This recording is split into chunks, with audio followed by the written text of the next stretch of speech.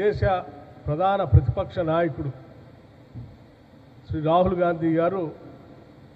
video ప్రెజెంటేషన్తో సహా చక్కగా దేశ ప్రజలందరికీ వివరించిన విషయం కూడా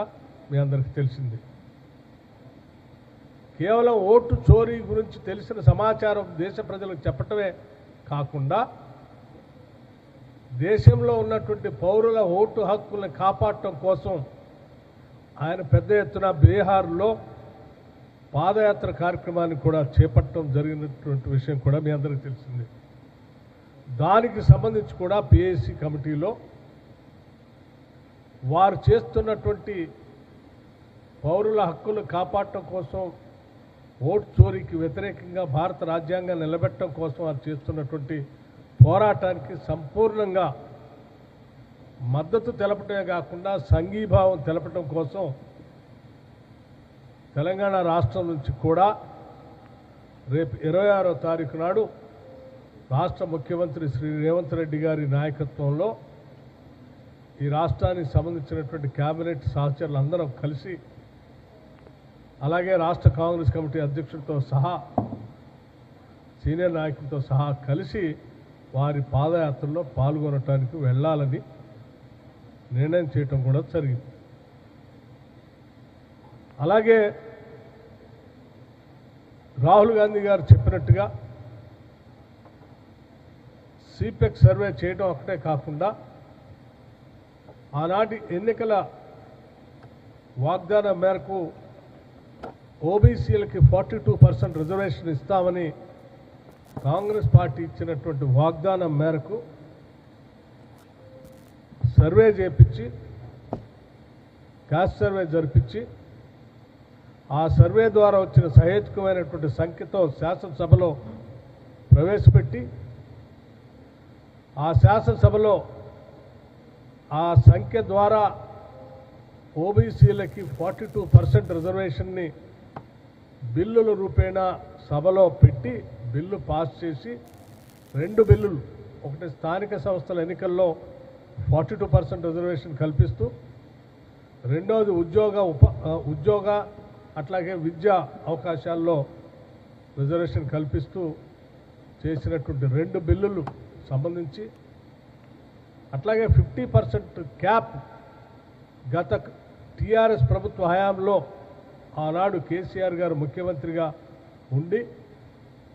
50% క్యాప్ పెట్టి రిజర్వేషన్స్కి నిబంధనలు ఇచ్చినటువంటి ఆ జీవో పైన కూడా ఆర్డినెన్స్ ఇష్యూ చేసినటువంటి అంశాలన్నీ కూడా లోతుగా చర్చించడమే కాకుండా వాటిని బిల్లులుగా మార్చడానికి గవర్నర్ గారికి పంపిస్తే గవర్నర్ గారు భారత రాష్ట్రపతి గారికి పంపించి, భారత రాష్ట్రపతి గారి దగ్గర కొన్ని రోజులుగా అక్కడే ఉన్నటువంటి విషయాన్ని లోతుగా చర్చించడమే కాకుండా ఆ బిల్లు ద్వారా 42% అధికారికంగా ఎన్నికలు జరపడానికి ఉన్నటువంటి అవకాశాల్ని, ఒకవేళ వారు ఆ బిల్లు అధికారికంగా భారత రాష్ట్రపతి గారి దగ్గర నుంచి ఇలాగే కావాలని ఆలస్యం చేసేటువంటి ప్రక్రియ జరుగుతూ ఉంటే దానికి ఆలోచన చేస్తూ హైకోర్టు ఇచ్చినటువంటి తీర్పు మేరకు 31 సెప్టెంబర్ లోపల స్థానిక సంస్థల ఎన్నికలు ఏ విధంగా జరపాలి, అధికారికంగా భారత రాష్ట్రపతి గారి దగ్గర నుంచి వచ్చినటువంటి యాక్ట్ 42% పోవాలా, ఒకవేళ అది అందుబాటులో రాకపోతే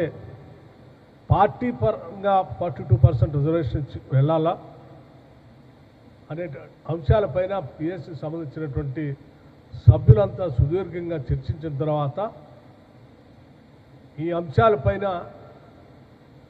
లీగల్ ఎక్స్పర్ట్స్ సలహాలు కూడా తీసుకొని బీసీలకి న్యాయం జరగాలి, ఈ ప్రభుత్వం చేస్తున్నటువంటి కార్యకలాపాలన్నీ కూడా విజయం కావాలి,